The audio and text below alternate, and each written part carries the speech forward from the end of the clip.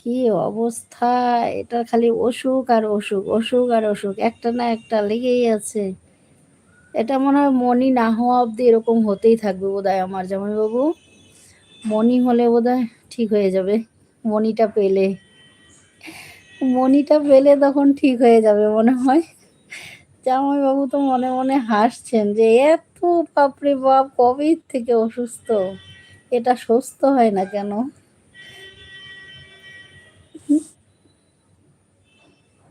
ভালো ডক্টর দেখিয়েছি জামাইবাবু, যেটার জন্য আমি এখানে ১ মাস থেকে আসি বাবার বাড়িতে।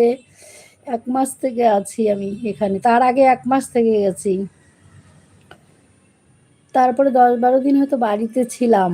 এখন আবার এই যে ১ মাস হতে চললো, ২০ দিন পার হয়ে গেছে, ১ মাস হয়েই গেল। যেটার জন্য ডক্টর দেখাচ্ছি সেটা তো অনেকটা ভালো হয়ে গেছি।